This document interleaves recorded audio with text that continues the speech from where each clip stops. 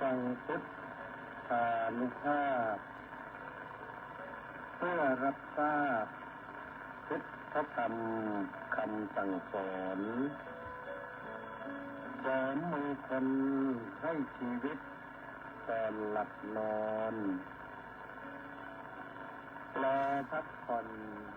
สุขสบายกายใจเทิน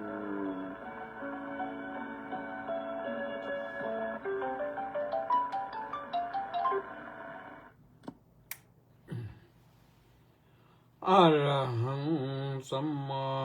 สัมพุทโธภควาบุตถังภะคะวันตังอภิวาเดมิสวากขาโตภะคะวะตาธัมโมธัมมังนัมมัสสามิสุปฏิปันโนภะคะวะโตสาวกสังโฆสังฆังนามามิขอถวายความนอบน้อมแด่พระรัตนตรัยขอคารวะพระเถรานุเถระขอเจริญสุขเจริญพรท่านสาธุชนทุกท่าน ซึ่งติดตามสดับรับฟังรายการพุทธานุภาพกับพระธรรมกิตติเมธีผู้ช่วยเจ้าอาวาสวัดราชาธิวาสวิหารซึ่งวันนี้ก็มาพบกันที่วันอังคารที่4กุมภาพันธ์พระพุทธศักราช2568ขึ้น7ค่ำเดือน3หรือเดือนมาฆะรับฟังกันทางสถานีวิทยุกองพลที่1รักษาพระองค์คลื่น AM 1350 กิโลเฮิรตซ์แล้วก็วิทยุเสียงธรรมจากชาวพุทธวัดหทัยนเรศวิทยุพระพุทธศาสนาและสังคมวัดศรีทวีนครศรีธรรมราชวัดสามชุกจังหวัดสุพรรณบุรีวัดหนองไก่จังหวัดเชียงใหม่เอามาตะกี้ลืมบอกวัดหทัยนเรศก็อยู่นครปฐมนอกจากนั้นก็ติดตามชมทาง Facebook ไลฟ์ที่กิตติเมธีอันนี้ไม่จำกัดพื้นที่ฝ้าบอกกันไปได้ทั่วโลก ยกเว้นประเทศนั้นเขาปิดไม่ให้ใช้ Facebook ก็คงไปไม่ได้ก็เอาแหละมาพบกันแล้วก็ต้องว่ากันขออนุโมทนากับเฉลิมจิตปรามาสเข้ามาก่อนใครเลยรออยู่เรียบร้อยพร้อมด้วยสมาชิกชาวพุทธานุภาพอีก713ท่านมารอฟังอยู่รอชมอยู่อนุโมทนาสาธุนะแล้วก็อนุโมทนากับคุณโยมนางสาวสุนันทาเกษรร่วมกองบุญหนุนกองธรรมมา500 บาทตั้งแต่เมื่อวานนั่นแหละแล้วก็คุณโยมนางสาวนงลักษณ์อิสโรร่วมมา 1,000 บาทเป็นประจำเดือนอนุโมทนาสาธุนะต่อจากนั้นก็คุณโยมนางสาววัลภาบุญทรัพย์อีก500 บาทอนุโมทนาสาธุวันนี้มาล่าสุดคุณโยมนางสาวบุษกรบูรณวรากูลร่วมกองบุญหนุนกองธรรมมา500 บาทรวมวันนี้ก็เป็น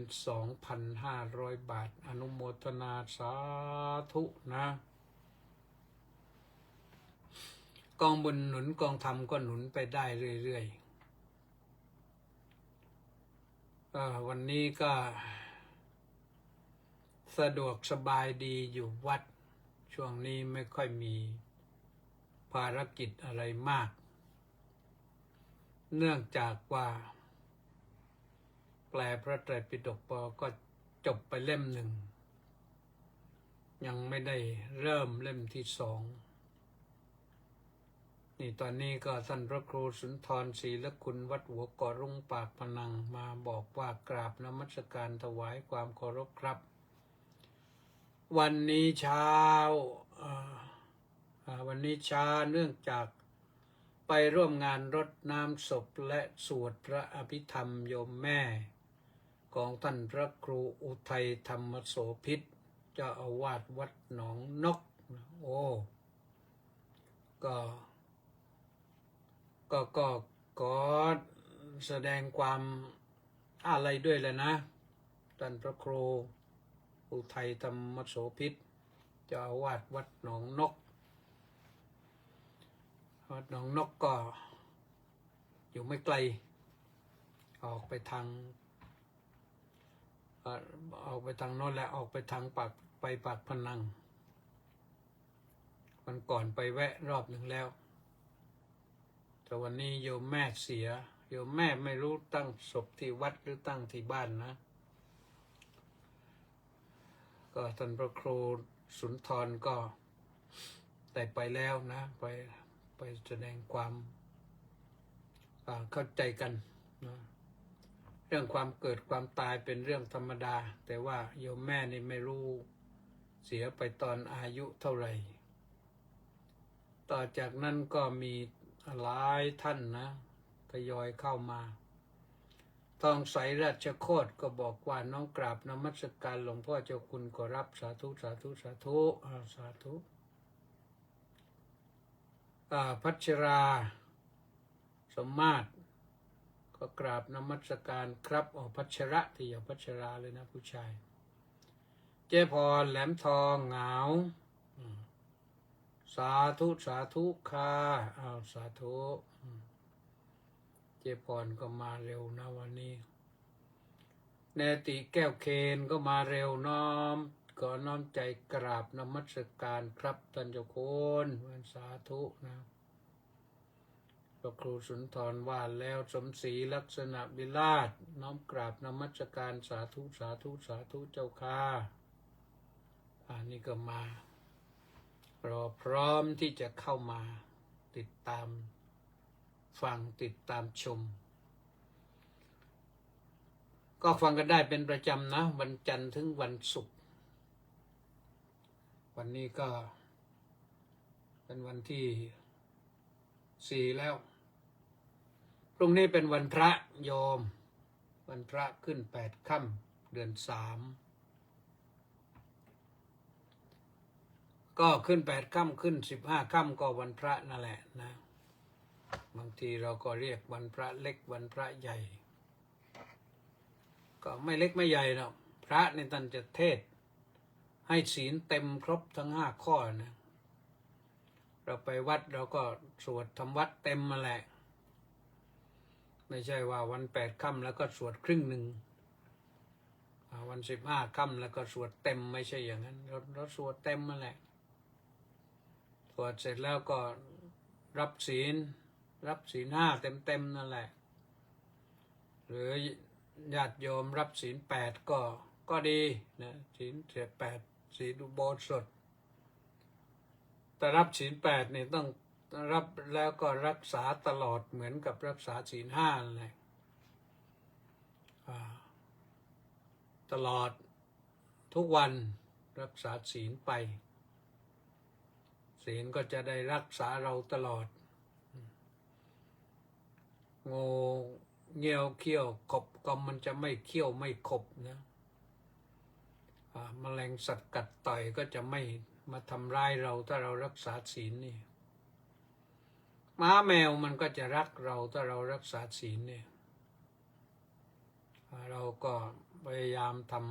ำพอรักษาศีลแล้วก็จะมีแต่เมตตานะรักษาศีลข้อ 1ก็เมตตาเต็มแล้วนะไม่ฆ่าไม่เบียดเบียนสัตว์อื่นก็เมตตามันเพิ่มขึ้นเมื่อเราเมตตาสัตว์ก็รักเราโดย ไม่ว่าแมวไม่ว่าหมาไม่ว่าวัวไม่ว่าควายนะถ้าเรารักเขาจริงๆแล้วเขารักเราเหมื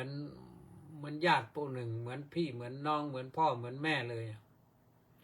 เข้ามาประจบประแจงเหมือนกับเป็นญาติสนิทมิตรสหายแท้ๆนะทั้งที่อยู่กันคนละโลกนะแต่เขาก็มีไมตรีจิตให้เราสังเกตได้ฮะเพราะฉะนั้นรักษาศีลดีอยู่รับศีล 5ก็รักษาศีล 5รับศีล 8ก็รักษาศีล 8คือรักษาทุกวันสัปดาห์หนึ่งเนี่ยถ้าเรารักษาศีล 8เนี่ยเราประหยัดอาหารไปได้7 มื้อรักษาศีล 8นะประหยัดอาหารไปได้7 มื้อสมมุติว่ามื้อละ40-50 บาทเนี่ย50 บาทเอา50 บาทก็แล้วกัน7 วันก็350นี่เงินเหลือแล้วนะอาหารมันก็เหลืออยู่7 มื้อนะให้คนอื่นบริโภคไปถ้าไม่งั้นก็เราไม่ต้องปรุงให้มันเหลือเฟือลดลงไปได้มันเหลือได้เยอะนะรักษาศีล 8ในเดือนหนึ่ง30 วันนะ30 วัน3-5-15ก็1,500เงินเหลือ1,500ถ้ารักษาศีล 8ไปปีหนึ่ง365 วันเอาคูณเข้าไปทีนี้เอา50 คูณเข้าไปอยู่5 25 30 32แล้วก็35 16 17 18นะมันเป็น18,000แล้วนะโอ้เงินเหลือเยอะนะรักษาศีลสัก10 ปีนี่มีเงินกองทุนไม่ต้องรอรัฐบาลจ่ายให้10,000อ่ะเงินเหลือเลยเพราะฉะนั้นก็อย่าคิดว่ารักษาศีลแล้วไม่ได้อะไรนะได้เยอะนะนั่นเฉพาะศีลข้อ6ข้อเดียวนะไม่ได้พูดถึงข้ออื่นเครื่องใช้ไม้สอยเครื่องประดับตกแต่งไม่จำเป็นเลยรักษาศีล 8นี่สบายเว้นทำให้สุขภาพดีด้วยนะเว้นอาหารมื้อเย็นมื้อหนึ่งสุขภาพดีด้วยไม่อ้วนพอไม่อ้วนมันก็ไม่อึดอัดจะลุกจะนั่งมันก็ไม่โอ้ยนะสบายเลยร่างกายกระปรี้กระเปร่าไม่ต้องเปลี่ยนเสื้อผ้าว่าอ้วนใช้ไม่ได้แล้วอย่างนี้มันไม่ได้มันใช้ได้สบายนะเพราะฉะนั้นนี่ดูนะว่าเรื่องรักษาศีล 5นี่มันมีประโยชน์เคยมีนะพระเจ้าปเสนที่โกศลนะทรงรับพลานามัยสมบูรณ์มากๆเสด็จไปเฝ้าพระพุทธเจ้าประทับนั่งก็ไม่คล่องพระพุทธเจ้าก็เทศให้ฟังว่าถ้าอึดอัดก็ให้ทำอย่างนั้นอย่างนั้นมีคาถาให้ด้วยคาถาให้ลดอาหารวันละคำลดอาหารวันละคำไม่กี่วันอะแล้วลดให้คงที่อยู่เท่านั้นไปเลยปรากฏว่าเพียงไม่นานนักพระวรกายก็กระปรี้กระเปร่ากระฉับกระเฉงขึ้นคาถานั้นก็พระองค์ก็ให้หลานที่เป็นผู้ดูแลนะท่องไปให้แล้วก็พอพระเจ้าปเสนที่โกศลก็เสวยก็ ทรงสั่งไว้ว่าไอ้ท่องให้ฟังคาถานี้ตอนเสวยนะหลานก็ทำตามในที่สุดพระองค์ก็หยุดได้และทำให้พระพลานามัยสมบูรณ์กระฉับกระเฉงไปกราบขอบพระคุณพระบาทพระเจ้าพระพุทธเจ้านะกราบขอบคุณพระพุทธเจ้าเลยคือปกติพระองค์ก็ศรัทธาเลื่อมใสเคารพในพระพุทธเจ้าอยู่แล้วพอแนะนำอย่างนั้นก็ไม่เป็นเรื่องยากเลยก็ปรากฏว่าได้ผลนั่นก็เป็นเรื่องหนึ่งนะเพราะฉะนั้นพรุ่งนี้วันพระโยมท่านที่ใส่บาตรได้ก็ใส่บาตรทำบุญไปเรื่องทานเนี่ยอย่าไปฟังใครได้มันไม่ได้เรื่องได้ราวนะฟังสิ่งที่ควรฟังคนที่ควรฟังคนอื่นก็ฟังเนี่ยนะฟังแล้วก็เข้าหูควายแต่หูซ้ายทะลุไปหูขวาไปปล่อยอย่าไปยึดมั่นถือมั่นอย่าไปเก็บไว้เพราะมันไม่ถูกต้อง การให้ทานมันดีการให้เนี่ยมันดีนะดีให้ทานเนี่ยดี แต่ให้ผู้ที่ควรรับทานก็ยิ่งดีพ่อแม่ปู่ย่าตายายผู้มีพระคุณนี่ให้ไปเลย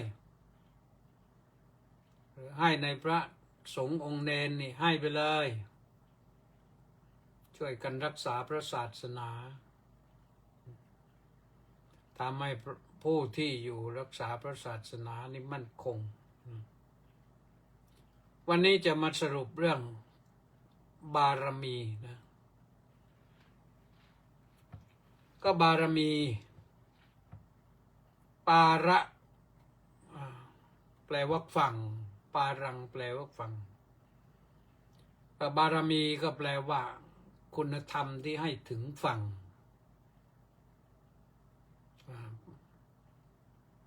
คุณธรรมที่ให้ถึงฝั่งมันก็มี10 อย่างนะ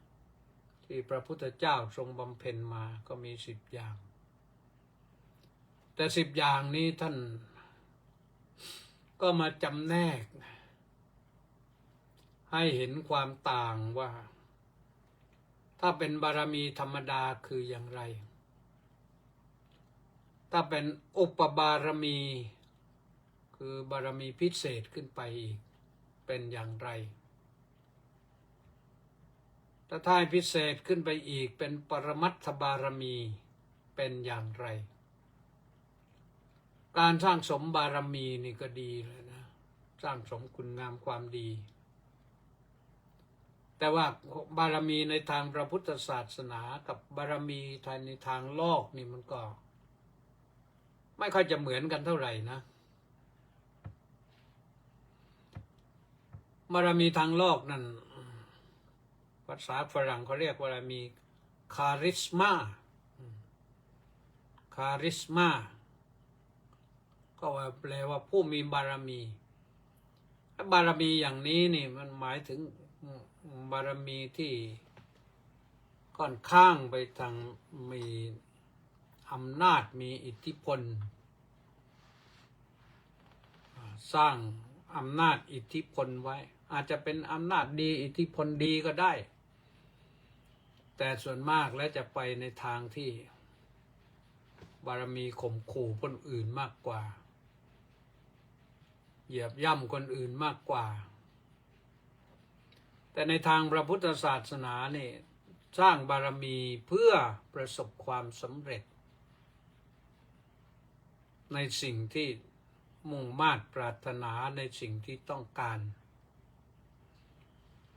เพราะฉะนั้นถ้าหากว่าเรา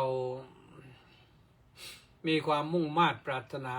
อะไรให้สำเร็จอะไรอย่างไรในระดับธรรมดาเราก็ต้องสร้างบารมีขั้นธรรมดาถ้าจะให้สำเร็จยิ่งขึ้นไปกว่าธรรมดาก็ต้องสร้างเป็นอุปบารมีถ้าต้องการให้ สำเร็จขั้นสูงสุดเยี่ยมยอดก็ต้องสร้างเป็นปรมัตถบารมีแต่ทั้งบารมีทั้งสามนี้มีฐานเดียวกันก็บารมีจะเกิดขึ้นหนึ่งเพราะการให้ทานสองเพราะการรักษาศีลสามเพราะการบำเพ็ญเนกขัมมะคือออกบวชสี่บำเพ็ญปัญญาเพิ่มพูนปัญญาเรื่อยๆห้าก็บำเพ็ญวิริยะความเพียรพยายามอย่างเด็ดเดี่ยวกล้าหาญไม่ท้อแท้ไม่ท้อถอยเป็นนักสู้หกขันติต้องมีขันติความอดทนมากๆอดทนอดกลั้นทั้งอดทนทั้งอดกลั้นนะขันตินี่ต้องใช้มากคนที่จะประสบความสำเร็จบารมีสูงก็ต้องอดทนมากเจ็ดต้องมีสัจจะคือเราตั้งเป้าหมายว่าจะทำอะไรไปถึงไหนได้อย่างไรต้องมีสัจจะทำสิ่งนั้นไม่ต้องประกาศก็ได้แต่ให้มันมีอยู่ในใจตั้งไว้แล้วเราต้องไปให้ถึงต้องมุ่งมั่นไปให้ถึงประการที่8ก็คืออธิษฐานสัจจะนี่คู่กับอธิษฐานไปคนละตัวกันนะอธิษฐานจิตไว้เช่นว่าเราอธิษฐานว่าเราจะรักษาศีลให้ตลอดชีวิตอย่างนี้ก็ไม่พลั้งไม่เผลอและมันมีสัจจะคู่ไปด้วยสัจจะและอธิษฐานข้อที่9ก็คือเมตตาไม่เอาความโกรธมาไว้ในใจแต่เอาความรักความปรารถนาดี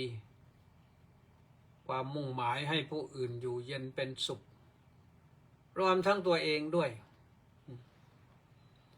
เวลาแผ่เมตตานั้นท่านให้แผ่เมตตาให้แก่ตัวเองก่อนแล้วขยับขยายออกกว้างไปคุณพ่อคุณแม่ปู่ย่าตายายลูกหลานญาติสนิทมิตรสหายเพื่อนบ้านชุมชนคนในชาติท่านให้แผ่เมตตาให้ไปถึงแม้บุคคลผู้นั้นเป็นศัตรูกับเราก็ให้เขาเลิกเป็นศัตรูกันเสียให้เขามีจิตมีแต่สุขสงบไม่มีความอาฆาตมาตร้ายใครและสุดท้ายก็คือตัวอุเบกขาอุเบกขาเมื่อคืนก็รู้สึกจะว่าไปหน่อยหนึ่งนะใช่แหละว่าถึงเรื่องอุเบกขาเมื่อคืนย้ำอีกครั้งหนึ่งก็ได้อุเบกขานั้นมาจากรากศัพท์ว่าอุปะและอิกขะอุปะแปลว่าเข้าไปแปลว่าใกล้แปลว่ามั่นอย่างใดอย่างหนึ่งหรือจะเอาสองอย่างมารวมกันก็ได้อิกขะแปลว่าดูแปลว่าเห็นแปลว่าตรวจสอบแปลว่าสำรวจตรวจสอบให้รู้ชัดเข้าไปตรวจสอบอย่างใกล้ชิดและตรวจสอบให้มั่นใจนี่อุเบกขาอุเบกขาไม่ใช่ไปนั่งวางเฉยๆอยู่นะถ้าวางเฉยๆไม่รับรู้อะไรทั้งสิ้นชนิดที่ไฟไหม้บ้านก็นั่งเฉยอยู่ เพื่อนเดือดร้อนก็นั่งเฉยตัวเองเดือดร้อนก็นั่งเฉยอันนั้นไม่ใช่นะอันนั้นอัญญานุเบกขาเป็นอัญญานุเบกขาแปลว่าอุเบกขาโง่ก็อุเบกขาไม่โง่ก็คือเป็นญาณุเบกขาก็ได้นะญาณุเบกขาอุเบกขาที่รู้อุเบกขาอย่างรู้อุเบกขาในสมาธิโน่นในชั้นจตุตฌานนั่นฌานที่สี่นั่นอันนั้นเป็นอุเบกขาที่จิตมีสมาธิมีเอกคตาอยู่นิ่งสบายใช้เวลาเท่าไหร่ก็ไม่รู้สึกเดือดร้อนไม่รู้สึกหิวกระหายเพราะจิตนิ่งจิตเป็นเอกคตามีอารมณ์เป็นอย่างเดียวไม่มีอารมณ์หิวไม่มีอารมณ์กระหายไม่มีอารมณ์ปวดไม่มีอารมณ์เมื่อยมีแต่อารมณ์สบายโล่งว่างแต่สรุปแล้วก็คืออุเบกขาไม่ใช่นั่งเฉยๆไม่ยิ่งเฉยไม่รู้นี่ใช้ไม่ได้เลยเพราะฉะนั้นก็ต้องว่ากันไปย้อนกลับไปที่เรื่องทานบารมีทานบารมีต้องทำเป็นเรื่องใหญ่คือให้มีสัจจะมีอธิษฐานด้วยแล้วก็ว่าไปให้ครบการให้ทานก็ต้องรักษาศีลนี่ก็เป็นอภัยทานนะเป็นอภัยทานคือให้อภัยแก่ชีวิตสัตว์ไม่ไปรังแกสัตว์ไม่ไปทำร้ายสัตว์ไม่ไปฆ่าไม่ประหัตประหารสัตว์ถึงจะชอบจะชังอย่างไรก็ให้อภัยเขาเขาอาจจะทำร้ายเราก็ให้อภัยเขาแต่ถ้าเราให้อภัยไว้ก่อนนี่สัตว์ก็จะไม่ทำร้ายเราเนคขมมะนี่ออกบวชนี่สูงสุดก็คือออกบวชนั้นก็มุ่งที่จะไปให้พ้นจากทุกข์ทั้งปวงแต่เนคขมมะที่ไม่ต้องการจะไปถึงนั้นทำอย่างไรเลยเนคขมมะคือออกจากกามก็คืออย่าไปลุ่มหลงอย่าไปมัวเมาในกาม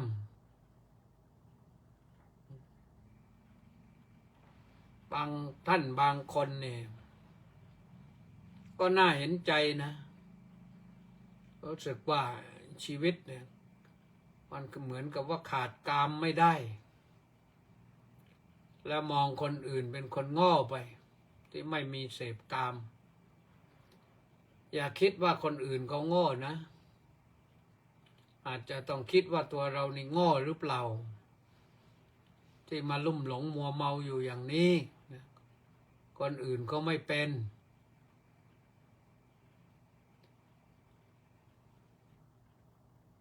ถ้าคนที่มีการเสพกามอยู่ในคู่ครองของตนก็ยังพอว่าบางทีมันล่นออกไปหาของคนอื่นหาเศษหาเลยเพราะจิตใจมันไม่สามารถควบคุมจิตใจได้ไม่ใช่อะไรอื่นนะอยู่ที่จิตใจนะเป็นคฤหัสถ์ชนถ้าหากว่าหวังจะให้ชีวิตเจริญก้าวหน้ามีความสุขสมบูรณ์มีทรัพย์สินเงินทองใช้สอยก็รู้จักประหยัดไม่หลงงัวเมาในกามนิยมบริโภคนิยมนี่เขาก็ทำกันได้แล้วเห็นดูเถอะว่า คนที่เขาทำได้อย่างนั้นน่ะเขามีฐานะก็อยู่สบาย ต่างจากคนที่อดกามไม่ได้นี่ค่อนข้างจะเจริญยากนะทรัพย์สินได้มาเท่าไหร่ก็ไม่เหลือแล้วไปบำเรอกามหมด เพราะฉะนั้นนะอันนี้พูดกันตรงไปตรงมา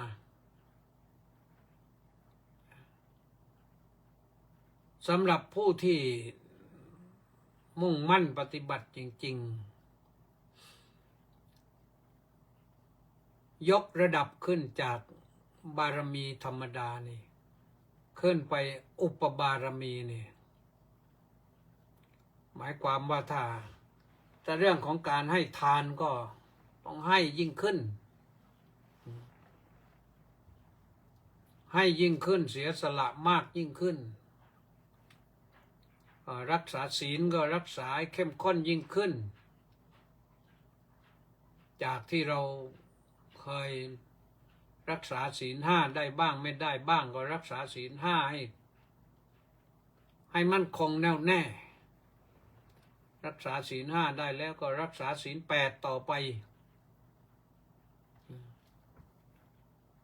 ซึ่งมันมีคนทำได้เยอะนะไม่ใช่ว่าไม่มีใครทำได้คนทำได้เยอะก็เห็นสังเกตโยมบางคนนะพอถ้า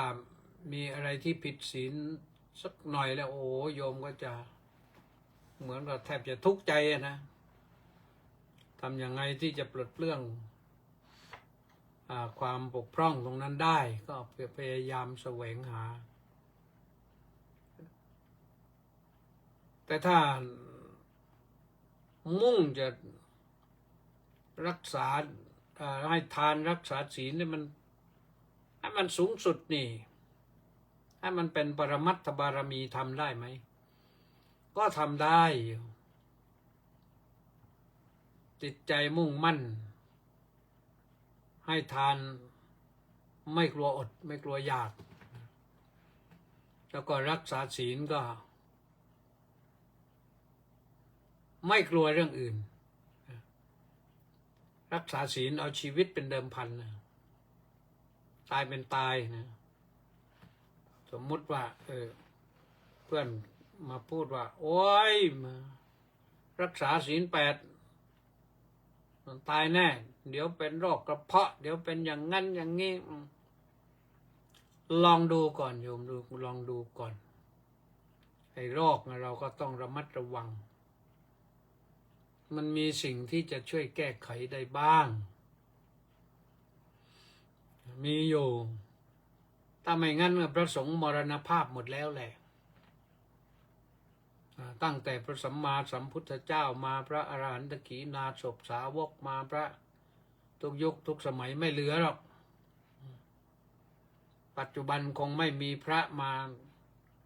พูดเปล่าๆอย่างนี้นะถ้าหากว่าอดอาหารมื้อเย็นแล้วจะมีอันเป็นไป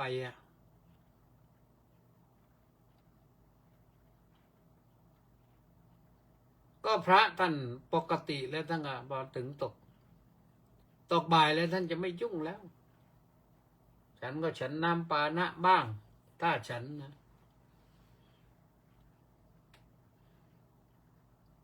ถ้าจะฉันก็ฉันน้ำปานะฉันตามปานะก็คือน้ำผลไม้คั้นน้ำผลไม้คั้นกรองหรือพวกน้ำตาลนะพวกเครื่องดื่มพวกอะไรเป๊ปซี่โคลาเฟนต้าสไปรท์ไบเล่กลินสปรอตสแปลตสเปลิร์ตอะไรต่างๆเนี่ยอันนี้ถ้าจำเป็นก็ได้มันมีสารเคมีแต่ว่าพวกนี้แต่ก็มีน้ำตาลเจือหน่อยหนึ่งน้ำส้มแต่ถามว่าไม่ฉันได้ไหมไม่ฉันก็ได้อยู่ได้น้ำเปล่านี่ทำให้เป็นสิ่งที่ดีถ้าเราดื่มน้ำเปล่าให้ได้วันละได้วันละ3 ลิตรอย่างนี้ ขวดมันก็เดี๋ยวนี้ก็ทำขวดประมาณ300 ซีซี500 ซีซี550 ซีซีดื่มน้ำไม่ได้วันละถ้า6 ขวดก็คือ3 ลิตรนะขวดละ500ก็ทำให้อยู่ได้นะอยู่ได้สบายร่างกายดีด้วยอันนี้เป็นไปตามแนวของการแพทย์นะว่าวันหนึ่งคนดื่มน้ำไม่ได้3 ลิตรแต่ทั้งนี้ทั้งนั้นก็อยู่ที่ร่างกายด้วยว่าร่างกายนั้นบุคคลผู้นั้นจะมีสัดส่วนเท่าไหร่ที่ต้องใช้น้ำเท่าไหร่ก็ลองดูนะลองดูก็อยู่สบายนะตอนแรกๆอาจจะหิวหน่อยแต่พอเกิดความคุ้นชินแล้วก็ไม่มีน้ำก็รู้สึกว่าจะแห้งๆไปนะการบำเพ็ญบารมีไม่ได้หมายความว่าต้องไปนิพพานอย่างเดียวหรือต้องไปเป็นพระพุทธเจ้าอย่างเดียวเราบำเพ็ญบารมีนั้นพระพุทธเจ้าบอกว่าไปให้ถึงฝั่งที่เราตั้งไว้คือฝั่งระดับไหนฝั่งแห่งความสุขด้วยมีอันจะกินไม่ลำบากฝั่งแห่งความร่ำรวยมีฐานะไม่ยากจนก็ต้องบำเพ็ญบารมีฝั่งแห่งความสุขสวัสดีก็ต้องบำเพ็ญบารมีฝั่งแห่งพระอริยบุคคลขั้นต่างๆก็ต้องบำเพ็ญบารมีเพื่อให้ลดละกิเลสได้เป็นชั้นๆไปอย่างเมื่อกี้ว่าไปถึงเนกขัมมะแล้วก็เรื่องบริโภคนิยมเนี่ยลดลงหน่อยคำว่าบริโภคนิยมเนี่ยพวก consumerism เนี่ยหมายความว่าเป็นนักบริโภคว่ากันจริงๆแล้วคนไทยก็เราค่อนข้างจะเป็นนักบริโภคมากไม่เป็นนักผลิตเรายังผลิตอะไรไม่เป็นเลยเนี่ยใช้สินค้าทั้งหลายทั้งปวงที่เป็นของนอกทั้งนั้นนะไม่ว่าวิทยุไม่ว่าโทรทัศน์ไม่ว่าโทรศัพท์ไม่ว่าแท็บเล็ตไม่ว่า iPad ไม่ว่า iPhone ของนอกทั้งนั้นแหละก็ทำมายั่วให้เราติดไปทั้งนั้นยังไม่เห็นคนไทยผลิตได้สักเครื่องนึงหรือแม้รถยนต์เนี่ยนะ มีตุ๊กเครื่องหนึ่งรถคันหนึ่งกี่สิบปีแล้วไม่รู้รถตุ๊กนี่ก็ยังมีหน้าตาเป็นรถตุ๊กอยู่นั่นแหละไม่ได้ไปไหนถ้าอยู่ไปอยู่มาประเทศมาเลเซียเนี่ยเขาเกิดหลังเรามากเมื่อปีพ.ศ. เท่าไหร่ประมาณ505หรืออะไรเนี่ยเดี๋ยวนี้เขาผลิตรถยนต์ยี่ห้อของเขาขายแล้วนะยี่ห้ออะไรแล้ววันก่อนมาขายอยู่เคยไปเห็นที่บ้านเขาก่อนนะมันก่อนผลิตมาขายอยู่ในเมืองไทยแล้วไม่รู้ว่าต่อไปนี่เขมรจะส่งรถมาขายบ้านเราหรือเปล่าเป็นไปได้นะเพราะเราไม่ได้ผลิตเองเป็นนักบริโภคนักบริโภคเนี่ยมันเสียเปรียบตลอดเลยนะมันไม่นั่นที่จริงคนไทยเราทำได้นะแต่แรงสนับสนุนมันไม่มี เราจะทำอะไรก็ช้ากว่าเพื่อนนี่อาตมายังคิดนะเมื่อก่อนเนี่ยจำได้ว่าสมัยเด็กๆนี่ฟังวิทยุเขาบอกว่าจะสร้างสนามบินหนองงูเห่าโครงการใหญ่ 3,000 ล้านสมัยนั้น 3,000 ล้านมันมากแล้วก็มีเมกะโปรเจกต์อีกอย่างหนึ่งสร้างคลองคอคอดกระ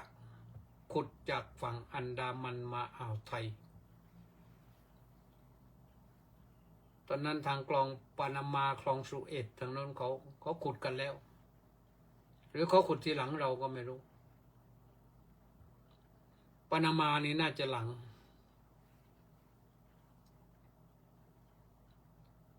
ก็ปรากฏว่าเราคิดไปคิดมาก็ถึงวันนี้สนามบินหนองงูเห่าได้ทำแต่ก็กลายเป็นสนามบินสุวรรณภูมิแต่สนามบินสุวรรณภูมิเราลงทุนไปกี่เท่าไรแล้วเดี๋ยวนี้4-5 แสนล้านนั่นนะจาก 3,000 ล้านแล้วเราก็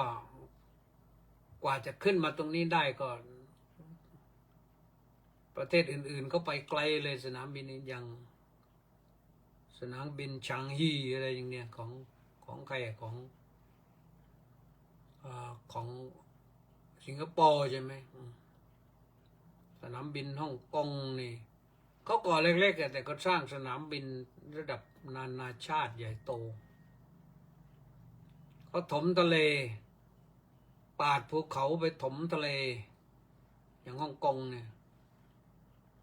ก็ทำได้แล้วก็สินค้าก็มาสู่เราไทเปนี่จะเป็นประเทศแลไม่เป็นประเทศแลอยู่เนี่ยเขาตั้งตัวหลังเรานะหลังประเทศไทยนานมากทำไปทำมาสินค้าIT ของเขาเนี่ยโอ้ระดับโลกเราต้องบริโภคสินค้าของเขาเราก็ยังไม่ได้คิดอะไรเลยซื้ออย่างเดียว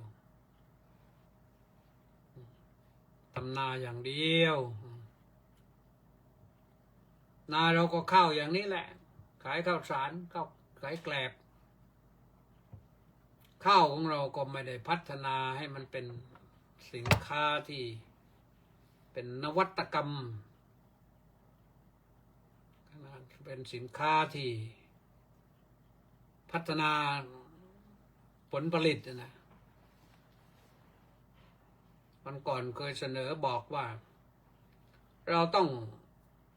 ทำข้าวมันเป็นอะไร rice product rice productivity แปรรูปให้มันเป็นอย่างไรแล้วก็สามารถที่จะใส่ตู้ไมโครเวฟใส่อะไรแล้ว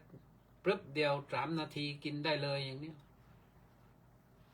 จะส่งไปขายตัวโลกสนามบินเรามีเยอะแล้วต่อไปก็สร้างเครื่องบินคาร์โก้ที่บรรทุกสินค้าเนี่ยเช้าไม่ต้องบรรทุกคนละบรรทุกสินค้าขึ้นผลิตภัณฑ์ข้าวที่กินได้เลยนะส่งทั่วโลกเลยไปพรึบเลย100 ลำพันลำไปกี่ประเทศก็ว่าไปถ้าอย่างนั้นก็ข้าวมันก็มีราคาขึ้นแหละนะแต่ของเราก็อย่างเนี้ยชาวนาก็หน้าที่ผลิตข้าวมาผลิตรวงข้าวออกมาเป็นข้าวสารเป็นข้าวเปลือกข้าวสารแล้วก็ได้แค่นั้นขายอยู่แค่นั้น100 เกวียนซื้อเครื่องบินยังไม่ได้สักลำหนึ่งมันขาดทุนนะอันนั้นคิดแบบพัฒนาใครทำได้ก็ว่าไปทีนี้เรามาว่าถึงเรื่องข้อธรรมะเนี่ยปัญญาเนี่ย ข้อต่อไปก็คือปัญญาบารมีนี่เราต้องเพิ่มปัญญาบารมีเยอะๆนะปัญญาบารมีแค่ให้มันเข้มข้นขึ้นเข้มข้นขึ้นอย่าคิดว่าพอแค่นี้ตราบใดที่เรายังมีลมหายใจก็หาความรู้เรื่อยไปแต่ความรู้นั้นต้องเป็นความรู้ที่ต่อยอดให้มันได้ความรู้ใหม่มาไม่ใช่อันนี้ไปไม่รอดแล้วไปหาความรู้อื่นไม่ใช่อย่างนั้นก็ไม่จบทำอะไรทำให้จริงสักสิ่งเดียวแต่ให้เชี่ยวชาญเถิดจะเกิดผลเนี่ยเอาช่ำชองชำนาญตรงนี้แหละนะตั้งหน้ามุ่งมั่นเอาชีวิตเป็นเดิมพันอยู่ไม่ว่าปัญญาไม่ว่าวิริยะไม่ว่าขันติความอดทนไม่ว่าสัจจะไม่ว่าอธิษฐานก็ต้องเอาชีวิตเป็นเดิมพันไม่ว่าเมตตาไม่ว่าอุเบกขาก็ต้องเอาชีวิตเป็นเดิมพันนึกถึงภาพของปรมัตถบารมีแล้วเราก็จะประสบความสำเร็จได้นะเราทำได้นะคิดว่าเราทำได้แล้วมันก็ได้นะแต่คิดว่าเราทำไม่ได้มันก็ไม่ได้อยู่นั่นแหละนะเพราะฉะนั้นก็ขอฝากไว้พรุ่งนี้วันพระนะโยมนะขอให้ตั้งใจดีวันนี้ก็ฝากไว้เท่านี้นะท้ายนี้ก็จะอ่านรายชื่อหน่อยเมื่อกี้อ่านไปถึงเนติแล้วขอน้อมใจกราบนมัสการครับท่านเจ้าคุณว่างั้นสาธุสงสัยก็ว่าแล้วเจพรว่าแล้วพระครูสุนทรศรีละคุณก็ว่าแล้วพัชระสมมาตรกราบนมัสการครับผมว่าแล้วทองใสราชโคตรน้อมกราบนมัสการหลวงพ่อเจ้าคุณขอรับสาธุสาธุสาธุว่าแล้วนะมกโกนาโมเมนี่จากนี้สาธุสุพรรณีวันดีสาธุบินกิมบอกว่ากราบนมัสการพระเดชพระคุณท่านเจ้าคุณอาจารย์ครับสาธุสุพรรณีวันดีก็บอกว่าสาธุสาธุสาธุพระครูสุนทรศรีละคุณวัดหัวก่อรุ่งปากพนังยังบอกว่าที่วัดขอรับพอวันเสาร์อายุ77 ปีครับโอ้อายุก็ไม่มากนะที่จริงอยู่ได้ตั้ง33 ปีนะจะถึง100นะ77เอาไม่ใช่33ดิ77ยังอีก23 ปีจะถึง100เสียดายนะโยมนะแต่ว่าโยมเบื่อแล้วก็ไปขอแสดงความเสียใจกับท่านพระครูไทยด้วยนะสุดารัตน์ชำนาญคำสาธุแล้วก็บินกิมบอกว่าช่วงนี้ไข้หวัดใหญ่เริ่มกลับมาระบาดอีกแล้วครับพระอาจารย์รักษาสุขภาพด้วยนะครับรักษาอยู่ถ้าไม่รักษาก็ไปแล้วเหมือนกันนะลักกี้จังน้อมกราบนมัสการสาธุเจ้าค่ะลักกี้จังก็บุตรกรนะโบรณะวรากูลรวมบุญกองบุญหนุนกองธรรมมาด้วยสาธุนะต้าสิทธิมงคลนมัสการสาธุครับสาธุวัชนีนินประภารุ่งอินสาธุมณีแสงจันทร์สาธุนะถึงไหนแล้วไม่รู้เวลายังพอมีปิยรัตน์พรรณรังสีปิยรัตน์หลานสาวก็มาฟังอยู่สำนักการแพทย์กทมนะมณีแสงจันทร์บอกว่ากราบน้อมกราบนมัสการสาธุสาธุสาธุเจ้าค่ะเป็นไงบ้างล่ะที่อินเดียนี่โบสถ์ยานี่ถ้ามีหวัดใหญ่บ้างหรือเปล่าเขาเป็นกันเยอะนะเมืองไทยเนี่ยวัชรินทร์โอภาโสรามรสสาธุธนสรคุ้มจหอสาธุ